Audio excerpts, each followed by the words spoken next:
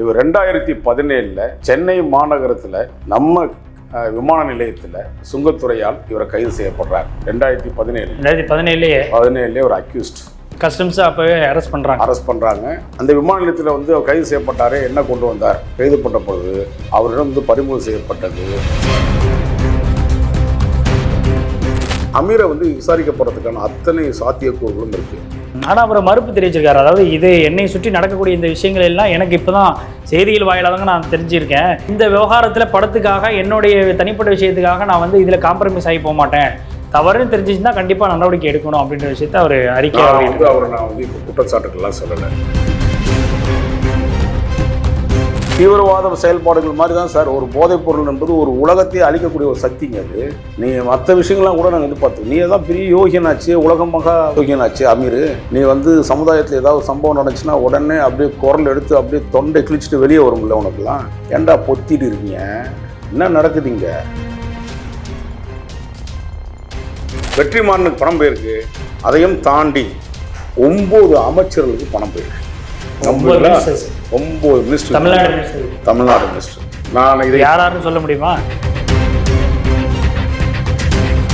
உதயநிதி தம்பி வந்து தெரியுதா தெரியலையானே எனக்கு தெரியல. ஏற்கனவே ஒருத்தன் கூப்பிட்டு வந்தாங்க. அந்த கண்ணப்பனும் ஒருத்தர் இருக்கான் பாருங்க, மினிஸ்டர் ராஜகண்ணப்பன் சொல்றீங்களா? ராஜகண்ணப்பன் தான் அவர் பேருக்கு தான். பிச்சைக்கார கண்ணப்பன் தான், ராஜகண்ணப்பன் கிடையாது. மாண்புமிகு அமைச்சர் நீங்க வேற சும்மா இருங்க. மாண்புமிகு மானங்கட்ட பசங்க போய் அமைச்சர் பேர் கொடுத்தீங்க. நீங்க என்னங்க அமைச்சரோட பாத்துருக்காங்க? அமைச்சர் என்ன மாதிரி நடந்துக்கணும் தெரியுமாங்க? என்னங்க அன்னைக்கு வரையும் அவன் தம்பி ஷூட்டிங் நடிச்சிட்டு இருக்கான் அமீருடைய படத்துல. பிரச்சனை வெளியில வந்த உடனே அன்னைக்கு எஸ்கேப். அமீருக்கு பதட்டம் ஆயிடுச்சு, வேர்த்து ஊத்திடுச்சு. இந்த சம்பவத்தை கேட்ட உடனே ஐயா வந்து மிச்சர் பண்ண ஐயோ என்னடா பண்றாங்க. உடனடியாக வீட்டுக்கெல்லாம் ஃபோன் அடிக்கிறாரு. அவனுக்கு அப்போ இப்போ இவனுக்கு அடிக்கிறார், உதவியாளர் அடிக்கிறாரு. என்னன்னு பாருங்க நான் கொடுத்த பொருளான்னு பார்த்தா இந்த ஃபோட்டோஸ் கிளாஸ்லாம் உடனே அப்படியே அழிக்கப்படுது, வெளியில வருது. வந்த உடனே கிருத்திகா அவங்களோட வெப்சைட்ல பாருங்க, உதயநிதி தம்பி இதுல எல்லாம் ஃபேஸ்புக் எல்லாத்தையுமே அந்த ஃபோட்டோஸ் ரிமூவ் பண்றாங்க. இது என்ன ₹1 ரூபா மேட்ரு கிடையாது, பல ஆயிரம் கோடி ரூபா மேட்ரு. இதில் பல பேருக்கு டிரான்சாக்ஷன் ஆகிருக்கு. அந்த ஃபண்டெல்லாம் அவனெல்லாம் அக்யூஸ்டாக சேர்த்துக்கணும் அப்படின்னு நான் இன்னும் விரைவில் வந்து ரெப்ரசன்டேஷன் கொடுக்க போகிறேன் கவர்மெண்ட்டுக்கு.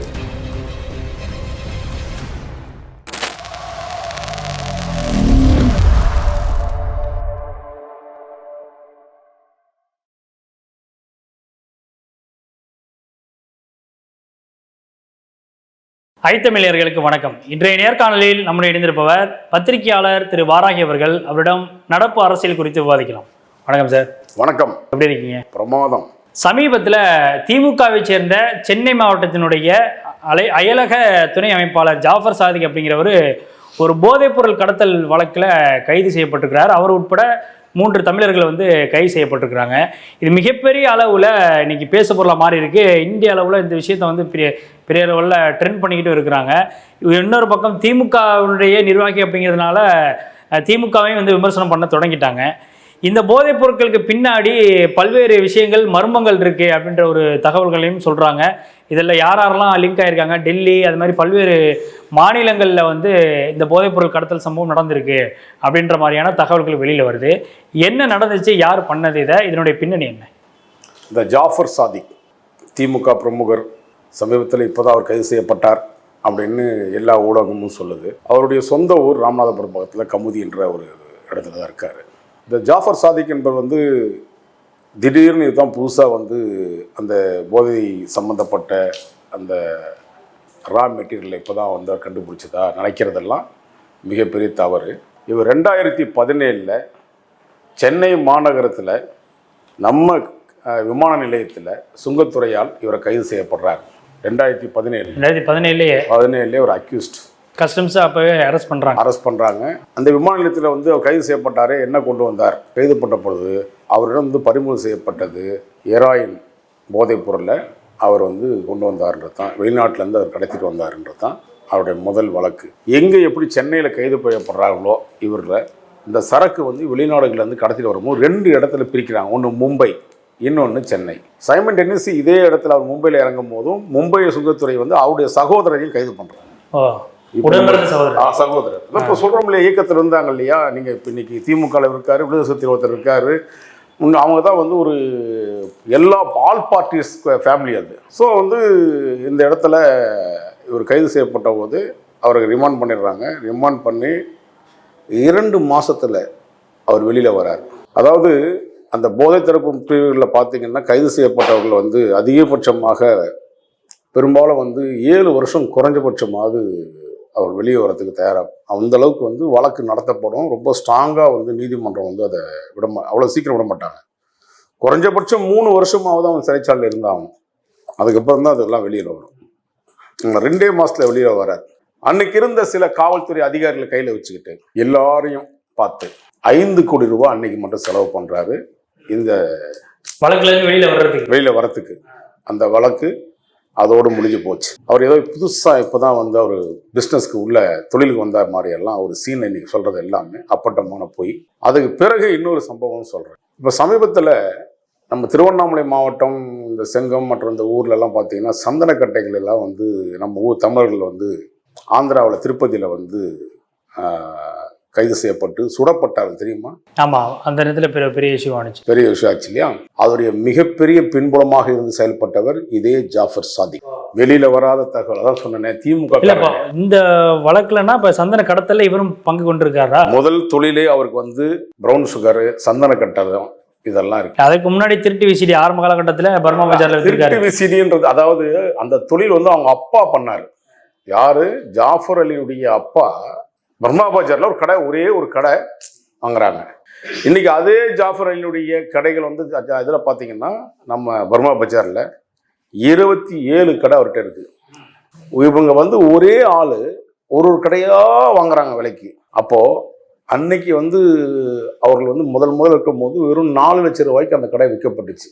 இன்னைக்கு 45 லட்சம் ரூபா ஒரு கடை வாங்க போனோம்னா 3க்கு 3 அடி, 3க்கு 5 அடி, அவ்வளோதான். அந்த 3க்கு 5 அடி வந்து இன்னைக்கு பர்மா பஜாரில் 27 கடையை இவர் வந்து இவருடைய விற்பனைக்கு வந்து கொடுத்துட்டாங்க. இவர்கிட்ட சேல்ஸ் பண்ணிட்டாங்க, இவர் வாங்கிட்டார்.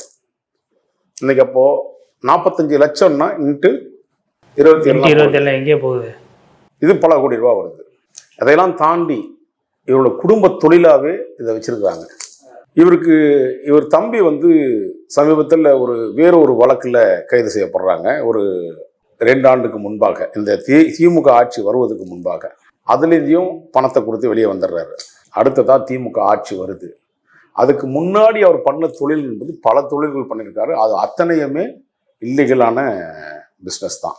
அது இந்த மாதிரி போதை, அதாவது மனுஷனுக்கு வந்து வேறு எதை கூட விட்டுடலாம். நம்ம ஊரில் வந்து அவாலான்ற ஒரு விஷயம் நீங்கள் பார்த்தீங்கன்னா பர்மா பஜார், சத்யா பஜார், அந்த மாதிரி பஜாரில் பார்த்தீங்கன்னா அவாலாக்குன்னு ஒரு குரூப் இருக்கும். அவாலா கூட நம்ம வந்து அந்நிய செலவாணிகள் ஏதோ வந்து அங்கே இருக்கிற துபாயில் குடும்ப குட்டியெல்லாம் வச்சு அவர் 50,000 ரூபா அங்கே சம்பாரிச்சு அது சரியாக பேங்க்லாம் போட்டால் அது பிடிமானம் அதெல்லாம் போயிடும்ன்றதுனால இந்த அவாலா கூட அந்த பல ஆயிரம் கோடி கடத்துறவனு இருக்கிறான். ஆனால் இவனை பொறுத்த வரையும் 50,000 ரூபா இந்த விஷயத்த அது வந்து ஒரு குடிசை தொழில் போல் அதை கூட நம்ம ஏற்று கூட செய்யலாம் சில நேரங்களில். ஏன்னா அது ஏழைகளா அவங்க வந்து போய் இங்கே நம்ம 30,000 வாங்கின சம்பளம் அப்படியே முழுமையாக பண்ணுறாங்க. அதுக்கு ஒரு விதமான கமிஷன் எடுத்துக்கிறாங்க. அதாவது ரொம்ப குறைந்த அளவு கமிஷனில் சம்பாதிப்பு. அது வந்து குறிப்பாக இது இஸ்லாமிய சகோதரர்களுக்கு வந்து ஒரு தொழிலாகவே அது மாறி இருந்துச்சு. அதையெல்லாம் கூட நம்ம மறுக்க முடியாது. ஏன்னா சரி ரைட் நம்ம விட்டுடலாம். போதை என்பது சாதாரணதில்லை. அதுவும் இவர்கள் கொடுக்கப்பட்ட போதை தான் ஏற்கனவே வந்து பல்வேறு விதமான ப்ரௌன் சுகரு, ஹெராயின் இது போன்ற இதெல்லாம் இந்த தொழிலில் அவர் பண்ணிட்டு இருந்தவர். இது ரொம்ப சிக்கலாக இருக்க மாதிரி ஒரு ஃபீல் வருது. அதான் சொன்னேனே 5 கோடி ரூபா ஒரு வழக்குலேருந்து வெளியில் வராருன்னா அப்போ எந்த அளவுக்கு அவர் வந்து செல்வாக்குள்ளவளாக இருப்பாருன்றதை பார்த்துக்குங்க. இதில் இப்போது சமீபத்தில் அவர் வந்து பிரபலமாக சொல்லப்படுற விஷயம் வந்து அவர் 3 படம் ஒன்று அவர் எடுக்கிறாங்க அவர் சகோதரர் வச்சு. அவர் சகோதரர் பொறுத்த வரையும் அவருக்கு பின்புலமாக இப்போ நம்ம வந்து யாரை வச்சு பண்ணுறாருன்னா அமீரை வச்சு ஒரு படம் பண்ணுறோம். இறைவன் மிகப்பெரியவன் சொல்லி அவருடைய இறைவன் மிகப்பெரியவன் படம் வந்து டைரக்டர் ஆகுது.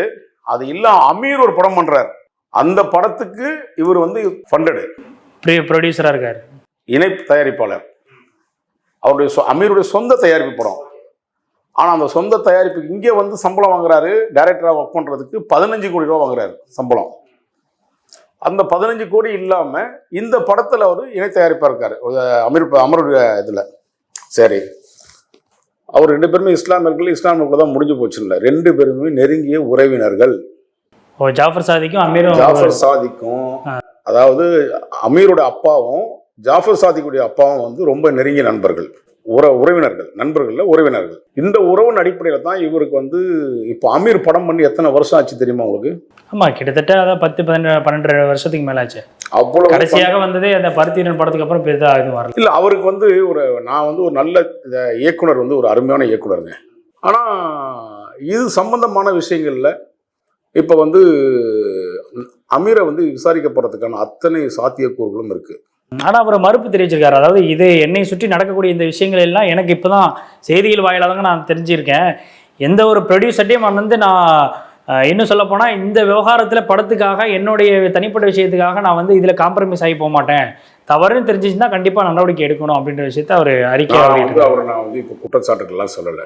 நான் சின்ன எக்ஸாம்பிள் மட்டும் சொல்கிறேன். நம்ம வீட்டில் வந்து அண்டா பாத்திரம் விடுறவன், நகை திருடுறவன், இல்லைனா வண்டி திருடுறவன் எவனா ஒருத்தர் எடுத்துகிட்டு போயிட்டான்னா அவன் கொண்டு போய் எங்கேயாவது கைலாங்கடையில் விற்பான், அப்படி இல்லைன்னா மார்வாடி கடையில் விற்பான். இதானே இயல்பு. அக்யூஸ்டு வாங்கினது வந்து நான் திருடினேன் அப்படின்னு வச்சுக்கோங்க. திருடின பொருளை வாங்கினவன் யார்? மார்வாடி நீங்கள், இல்லைன்னா கைலாங்கடைக்காரன். 2 பேரும் அக்யூஸ்டா இல்லையா? திட்டு பொருளை வாங்கினவன் அக்யூஸ்டா இல்லையா? இல்லப்பா, அது தெரியாத பட்சத்தில் நம்ம அதையும் பார்க்க வேண்டியது இருக்குல்ல ஐயா. இப்போ அவருடைய பின்புலத்தில் அவர் எப்படி அந்த பணத்தை வச்சிருக்கிறாருன்ற விஷயம் தெரியாம தானே அவர் போயிருக்கேன்னு சொல்றாரு. ஒரு அன்னாடம் காட்சி, உனக்கு நெருங்கிய உறவினர், உனக்கு வந்து இந்த மாதிரி கோடிக்கணக்கான ரூபாய் வந்து ஒருத்தன் படம் பண்ணுறான் அப்படின்னும் போது நீ உனக்கு தெரிய வேணாமா? சரி, ரைட்டு, நீ டைரக்டராக இருந்த, அவனுக்கு அவங்க தயாரிப்பாளர் திரைப்படம் இருக்கான், 2 விஷயத்துக்கும் விட்டுருவோம். ஒரு ஹோட்டல் ப்ராஜெக்ட் ஸ்டார்ட் பண்ணுறாங்க. அதில் ஒரு இஸ்லாமிய சகோதரர், 3 பேருமே இஸ்லாமியர்கள். அதில் வந்து ஒரு மத போதகர், இஸ்லாத்தில் வந்து மத போதகர் ஒருத்தர் இருக்கார். அவர் வந்து யூடியூபரும் கூட. அவரையும் ஒரு பார்ட்னராக வச்சுக்கிறானுங்க. ஒரு ஹோட்டலாக நடக்குது. சாந்தமில் ஒரு ஹோட்டல் இருக்குது, ராதாகிருஷ்ணன் சாலையில் ஒரு ஹோட்டல் இருக்குது, அப்புறம் வந்து ஈசிஆரில் ஒரு ஹோட்டல் இருக்குது. இன்னும் 4 பிரான்ச் ஸ்டார்ட் பண்ணிட்டாங்க. சமீபத்தில் அந்த ஹோட்டல்லாம் ஸ்டார்ட் பண்ணாங்க, ஓபன் பண்ணி இதெல்லாம் இனாகிரேஷன் பண்ணாங்க. அந்த மாதிரியான விஷயம். வெற்றிமாறனை பொறுத்த வரையும், வெற்றிமாறன் வந்து இந்த படத்தில் அந்த அமீர் தயாரிக்கக்கூடிய டைரக்ட் பண்ணக்கூடிய படத்தில் வெற்றிமாறன் வந்து அவருடைய கதை தான் அமீர் வந்து ஏற்கிறார். ஸோ எல்லாருக்குமே இந்த போதைப் பொருளால் சம்பாதிக்கப்பட்ட சட்டவிரோதமான செயல்பாட்டில் சம்பாதிக்கப்பட்ட பணங்கள் இவர்களுக்கு எல்லாமே விரயமாகுது. அப்போது திருட்டு பொருளை வாங்கி தெரிஞ்சு வாங்கினா தெரியா வாங்கினா காவல்துறை வந்து அப்போ பார்த்தீங்கன்னா நீங்கள் என்ன நினைக்கிறீங்க? இந்த ஒரு நம்ம சாதாரணமாக கைலாங்கடைக்காரன் வந்து பொருளை வாங்கிட்டான்னா அவன் மேலே வந்து எஃப்ஐஆர் போட்டுருவீங்க. அப்போது இவனுங்கெல்லாம் யோகியமாக பேசுகிறானுங்கல்ல, திரைப்படத்தில் உட்காந்துக்கிட்டு நாங்கள்லாம் வெங்காயம் வெள்ளைப்பூண்டு உலகத்தையே நாங்கள் வந்து நீங்கள் பண்ணதெல்லாம் கொஞ்சம் நேரம் இல்லை. எனக்கு அமீர் மீது எந்த விதமான காழ்ப்புணர்ச்சி வச்சு எதுவும் கிடையாது. அமீர் வந்து ஒரு நல்ல திரைப்பட இயக்குனர். அதெல்லாம் தாண்டி தன்மானத்தை வந்து அதிகமாக நேசிக்கக்கூடிய ஒரு நபர். அதெல்லாம் இருக்குது சாமி. 10 வருஷம் படம் பண்ணி ஒன்றும் பண்ண முடியாது. நீங்கள் வந்து சாப்பாட்டுக்கே வழி இல்லாமல் நீ போடுற டிஷர்ட்டே வந்து 4000 ரூபா வந்து 25,000 ரூபா வரையும் போடுற டிஷர்ட் வரையும் நம்ம பார்த்துட்டோம். நீ போடுற பேண்ட் ஷர்ட்டு, நீ உட்காண்டிருக்க அசல் வந்து அந்த உட்காண்டிருக்க இடம், வீட்டு வாடகை, மற்ற விஷயங்கள் எல்லாம் இருக்குது. ஆடம்பரமான வாழ்க்கைக்கு இப்போ இந்த காசெல்லாம் இங்கே தான் வந்து சேர்ந்துருக்குது. இந்த பணம் முழுக்க முழுக்க இந்த ஜாஃபர் சாதிக், அவருடைய குடும்பத்தார்கள், அவர் தம்பி அதில் நடிக்கிறான் ஹீரோவா, புரியுதுங்களா? சரி, இந்த பணம்லாம் இவருக்கு தான் வந்துச்சு, ஏன் விசாரிக்க மாட்டீங்கன்னு சொல்கிறீங்கன்னா, விசாரிக்கப்பட வேண்டும். இன்றைக்கி அவர் ஸ்டேட்மெண்ட் கொடுத்துருக்கலாம், விசாரிக்கிறதுக்கான வாய்ப்புகள் இருக்குது சார். விசாரிக்கலன்னா நான் விசாரிக்க வைப்பேன் சார். என்ன நினச்சிட்டு இருக்கீங்க? நீங்கள் வந்து தீவிரவாத செயல்பாடுகள் மாதிரி தான் சார். ஒரு போதைப் பொருள் என்பது ஒரு உலகத்தையே அழிக்கக்கூடிய ஒரு சக்திங்க. அது நீங்கள் மற்ற விஷயங்கள்லாம் கூட நாங்கள் எதிர்பார்த்துக்கோம். நீ தான் பெரிய யோகியனாச்சு, உலகமாக வந்து யோகியனாச்சு அமீர். நீ வந்து சமுதாயத்தில் ஏதாவது சம்பவம் நடந்துச்சுன்னா உடனே அப்படியே குரல் எடுத்து அப்படியே தொண்டை கிழிச்சிட்டு வெளியே வரும்ல. உனக்குலாம் ஏன்டா பொத்திட்டு இருக்கீங்க? என்ன நடக்குதுங்க? இல்லை, இப்போ இவர் ஜாஃபர் சாதிக் அவர்கள் வந்து சந்தன கடத்தில் அந்த விவகாரத்துலையும் வந்து ஈடுபட்டிருக்கிறாரு, அதில் வந்து வெளிவராத தகவல் அப்படின்னு சொன்னீங்க. அதற்கு பின்னாடி என்ன நடந்துச்சு? ஏன்னா அதுக்கப்புறம் அந்த விஷயம் அப்படியே நான் சொல்றேன். இவர் 2017 அக்யூஸ்டு, ஊரறிஞ்சவன். அமீருக்கு தெரியும். தெரிஞ்சே இன்னொருத்தன் சட்டவிரோதமான செயல்பாடுகள் பண்ணிட்டு இன்னொருத்த பணத்தை கொண்டு வரான். அவன் வந்து ஒரு விஷயத்தை கொண்டு வராங்க. இந்த மாதிரியான விஷயங்கள் பண்ணால் சிக்கிடுறான். ரா மெட்டீரியலை கடத்து வந்துட்டு ஒரு ஃபார்மாலிட்டிகள் ஆரம்பிக்கிறான், ஒரு ஃபுட்ஸ் இது ஆரம்பிக்கிறான், அவனே கொரியர் ஏஜென்சி ஆரம்பிக்கிறான். எல்லா விதமும் வெளியில் கொடுக்காம அவனே எல்லா வேலையும் பார்த்துன்னுக்கிறான். அதுக்கு அமீர் அந்த ஹோட்டல் ஆரம்பிக்கிறான். எல்லாத்துக்குமே அமீருடைய உடந்தை இருக்கு. அமீர் மேலே எனக்கு எதுவும் சொல்லணும், காழ்ப்புணர்ச்சி எதுவுமே கிடையாது. நல்லதாக திரும்பவும் சொல்லுவேன். அமீரை பொறுத்தவரையும் நல்ல திரைப்பட இயக்குனர். இன்னும் சொல்ல போனால் அமீருடைய வளர்ச்சியை கெடுத்ததுல சிவகுமார் குடும்பம் வந்து ரொம்ப ரொம்ப பெரும் பங்கு. இன்னைக்கு ஏன் இந்த 10 வருஷத்துக்கு படம் இல்லைன்னு கேட்டால், சிவகுமார் குடும்பம், அந்த சிவகுமார் குடும்பத்தில் உள்ள அவன் தம்பி, அவன் பையன் கார்த்தி, இவங்க எல்லாம் சேர்ந்துக்கிட்டு அமீருக்கு கிடைக்க வேண்டிய தயாரிப்பாளராக இருந்தாலும் சரி, நடிகராக இருந்தாலும் சரி, உடனே அவங்கள கூப்பிட்டு வச்சு அவங்களுடைய ஏதோ ஒரு விதத்தில் பேசி அமீருடைய வளர்ச்சியை தடுத்துக்கிட்டே இருக்காங்க. இது உண்மை, சத்தியமாக சொல்கிறேன். இது எதையுமே மறுக்கக்கூடிய விஷயம் அல்ல. அப்பதான் தாண்டி வேறு யாருமே வரல. ஒரு கட்டத்துக்கு அப்புறம் எவனுமே நம்ம படம் பண்ண வரல. நமக்கு எவனுமே டைரக்டர் இவன் வரமாட்டேங்கிறான், நடிகை வரமாட்டேங்கிறான், ப்ரொடியூசர் வரமாட்டேறான், நடிகை வரமாட்டேங்கிறான். என்னடா இது இப்போ எல்லாத்துக்கும் தடுப்பாக இருக்கணும்னு வேற வழியே இல்லாமல் நம்ம உறவினரை உள்ளே கூப்பிட்டுக்கிறாங்க.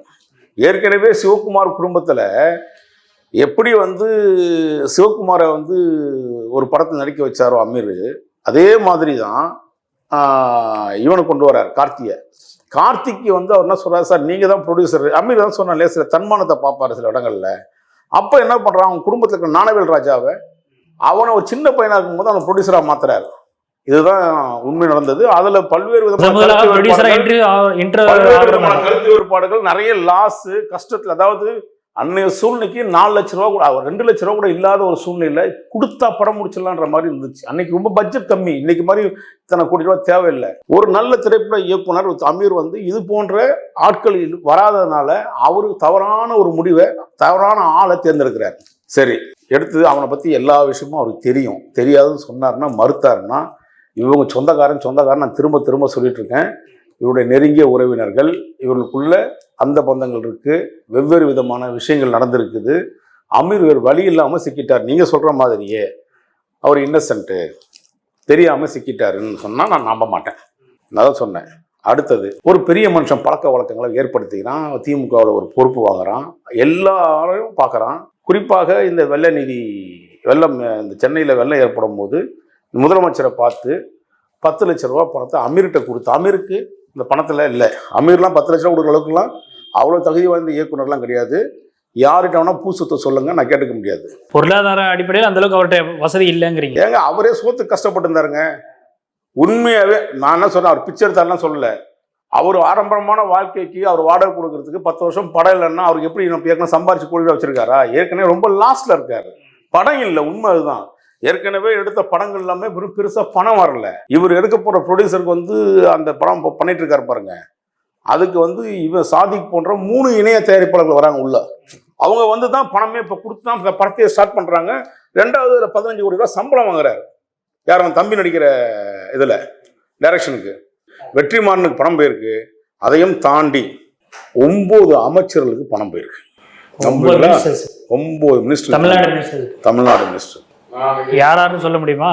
நான் அதான் சொன்னேன். அந்த 9 மினிஸ்ட்ரியும் இன்னொரு முக்கிய புள்ளி, தமிழகத்தில் ரொம்ப பிரபலமான ஆளு அப்படின்னு ஒரு ஆள் சொல்றேன்.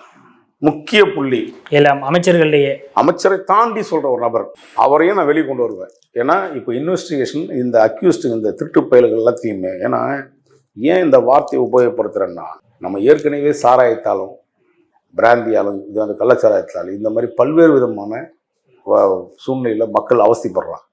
இந்த அவஸ்தையை தாங்க முடியாமல் இது போன்ற போதை வஸ்துக்கள், இந்த போதை வஸ்துக்கள்லாம் வந்து சாதாரணமாக இல்லை. நம்ம ஊரில் சாதாரணமாக ஒரு போதைப் பொருளோ அல்லது இல்லீகல் ஆக்டிவிட்டி பண்ணுறது லோக்கலில் இருக்கிற இன்ஸ்பெக்டருக்கு தெரியாமல் எந்த வேலையும் நடக்காது. ஒரு சர்வசாதாரணமாக ஒரு இன்ஸ்பெக்டர் புதுசாக பதவி இருக்கிறான்னு வச்சுக்கோங்க, வந்த உடனே யார் கேட்பார், அவருக்கு தலைமை காவலர் ஒருத்தர் இருப்பார் ஏட்டையா, இல்லைன்னா ஒரு எஸ்எஸ்ஐ ஒருத்தருப்பாங்க. அவரை கூப்பிட்ட உடனே, என்னையா நம்ம ஸ்டேஷனில் என்னையா நம்ம இதில் என்னையா வருமானம் வருதுன்னு கேட்பார். அந்த வருமானம் வரும்போது சொல்லுவோம், ஐயா மஞ்சள் ஓடுது, ஐயா வந்து இங்கெல்லாம் வந்து கொடை இருக்குது, ஐயா இங்கெல்லாம் வந்து இடியாப்பம் இருக்குது, இங்கெல்லாம் வந்து சில விஷயங்கள் இருக்குது. அதாவது நான் சொல்கிற எல்லாமே கோட் வேர்டு.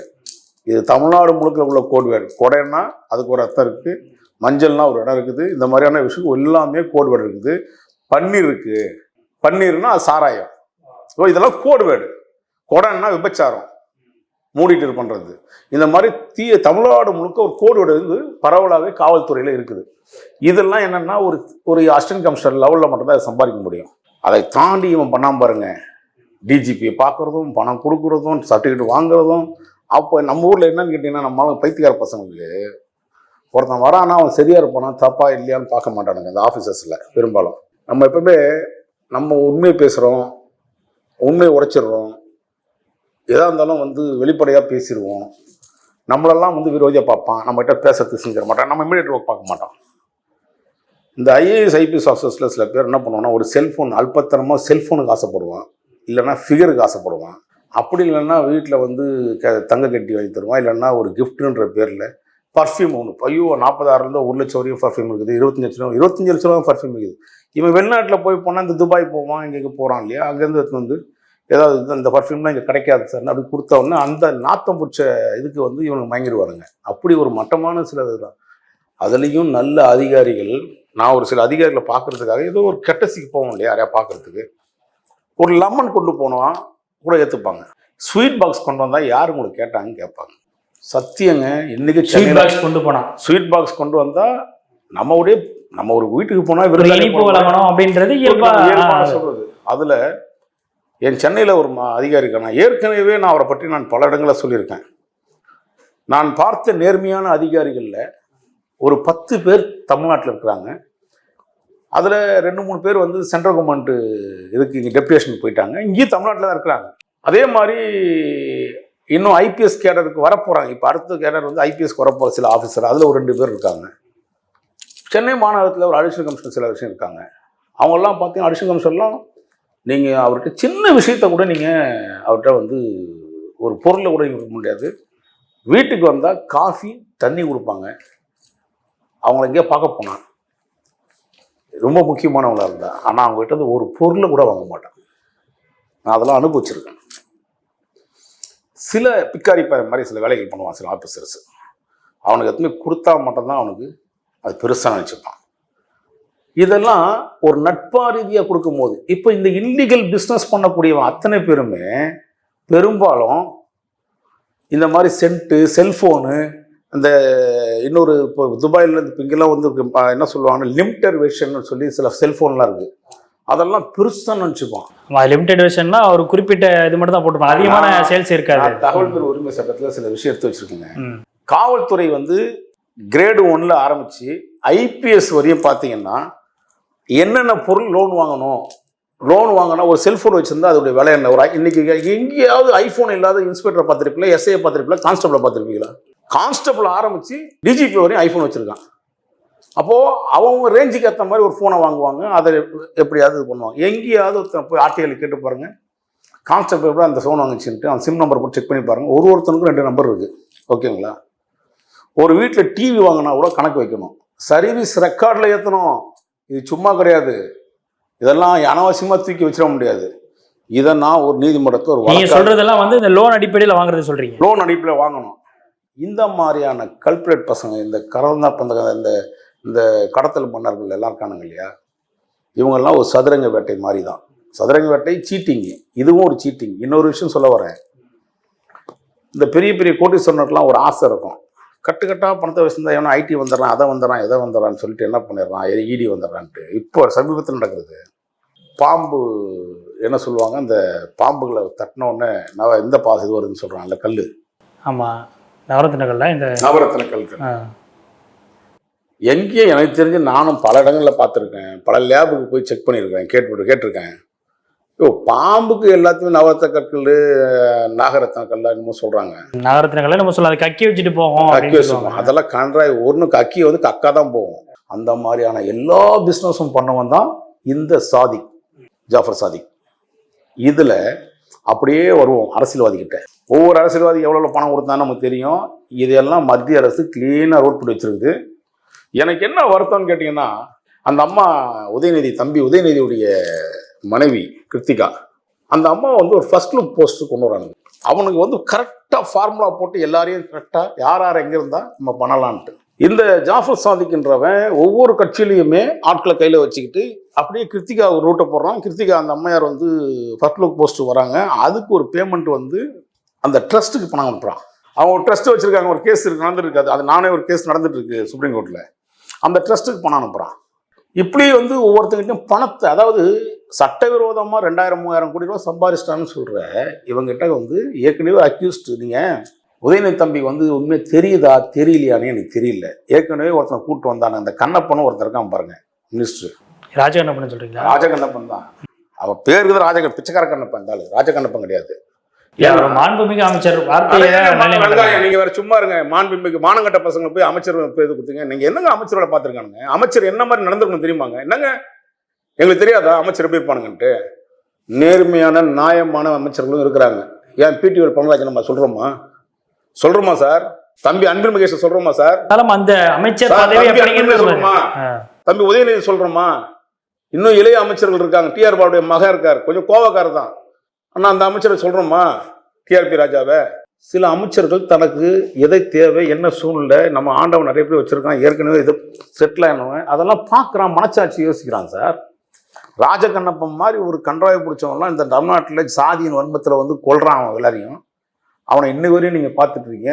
ஒன்றுமே இல்லை, பக்கத்தில் யாதவ கல்லூரின்னு வந்து மதுரையில் இருக்குது. அந்த கல்லூரியை வந்து துண்டா ஆக்கினான். அது அரசியல் செய்கிறாங்க, கல்வி நிலையத்தில் அரசியல் செய்கிறாங்க. ஒருத்தன் அவன் கல்வி அமைச்சராக கொடுத்துருக்கீங்க.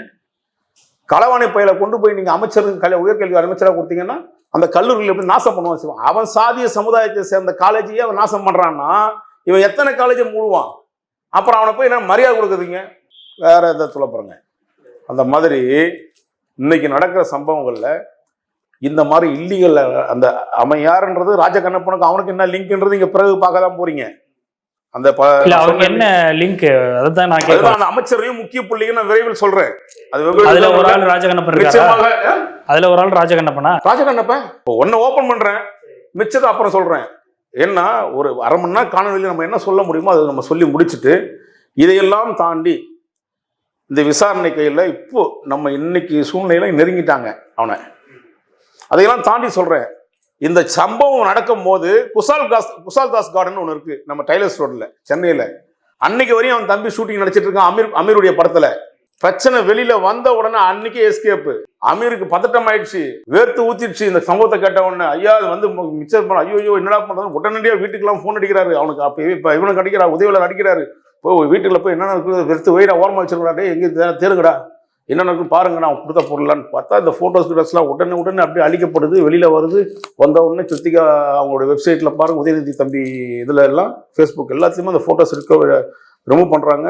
நீங்க பணத்தை உதயநிதி தம்பியும் பணம் வாங்கியிருக்காரு. அதுல 2 லட்சம் ரூபாய் பேருக்கு முதலமைச்சர் 2 லட்சம் ரூபாய், அவர் ட்ரஸ்ட்டுக்கு வேற பணம் போயிருக்கு. புரியுதுங்களா? இதெல்லாம் நான் என்ன சொல்ல வரேன்னா, ஏற்கனவே கண்ணப்பன் கூட்டு, ஏன் கண்ணப்பன் மேட்டர் வந்தேன்னா, கண்ணப்பன் ஏற்கனவே ஒரு ஸ்போர்ட்ஸில் ஹேண்டிகேப் ஒருத்தரை கூப்பிட்டு வந்துட்டு மாற்றுத்திறனாளி இவர் தான் பெரிய உலக மகா கிரிக்கெட் வெல்றன்னு சொல்லிட்டு ஒரு ஃப்ராடு பையனை கூப்பிட்டு வந்தாங்க. விட்டு தம்பிகிட்ட அசிங்கப்படுத்தினால ஆமாம் அவன் தான் கூப்பிட்டு வந்தான். ஆனால் நீங்கள் வரங்க அவன் தான் சொன்னேன், இவன் களவாணி பையனா அமைச்சரானா இப்படி தாங்க இருக்கிற நாட்டில். அதனால் அந்த மாதிரி ஆட்கள்லாம் நீங்கள் வந்து ஒருத்தனை என்னன்னு கூட தெரியாது, வரவன் எந்த நாதாரி வந்தாலும் உள்ள சேர்த்துக்கிறது, துட்டு வச்சுக்கிறான்னா கையில் வச்சுக்கிறான், வான்னு கூப்பிடுறது. நீங்கள் தானேங்க சொன்னீங்க முதலமைச்சர், நான் ஜெயிச்சு வந்தீங்கன்னா நேராக எதுவுமே வேணாம், நான் கொடுக்குற கார்டு நேராக வாங்க, உங்கள் முதலமைச்சர் தேடி வந்து எப்போ வேணா வரலான்னு. ஒரு பையில உள்ள வரானா பாருங்க, இப்போ செக்ரட்டரியில் போய் இப்போ செக் பண்ணுங்க. இந்த மாதிரி சமுதாயத்தில் ஒயிட் காலர் அஃபெண்டர்னு சொல்லுவாங்க இவனெல்லாம். இவனையெல்லாம் இதில் பெரிய ஹிஸ்ட்ரி இருக்குது. இது ஒரு அரை மணி நேரத்தில் முடிக்கிற மேட்டர் இல்லை. அதான் சொன்னேன், அடுத்த ஸ்டோரி ஆரம்பிக்கும் போது இந்த முக்கிய புள்ளியும் அமைச்சர்களும் விரைவில் சிக்குவார்கள். இதில் மத்திய அரசினுடைய நல்ல நேரம் இன்னும் ஒரு வாரத்துக்குள்ளே இறங்கும். இது என்ன 1 கோடி ரூபா மேட்ரு கிடையாது, பல ஆயிரம் கோடி ரூபா மேட்ரு. இதில் பல பேருக்கு டிரான்சாக்ஷன் ஆயிருக்கு. அந்த ஃபண்டெல்லாம் அவனெல்லாம் அக்யூஸ்டாக சேர்த்துக்கணும் அப்படின்னு நான் இன்னும் விரைவில் வந்து ரெப்ரசன்டேஷன் கொடுக்க போகிறேன் கவர்மெண்ட்டுக்கு. இல்லைனாலும் நீதிமன்றத்தில் நாடணும் அப்படின்னு ஒரு ஐடியா வச்சுருக்கிறேன். அடுத்த அந்த முக்கிய புள்ளியும் அமைச்சர்களையும் விரைவில் வெளிப்படுத்துகிறேன். நிச்சயமாக பல்வேறு தகவல்களை, திடுக்கிடும் தகவல்களை இங்கே கூட பகிர்ந்துக்கிட்டீங்க. எங்களுடைய அரங்கிற்கு வந்து நேர்காணல் மிக்க நன்றி சார். நன்றியா.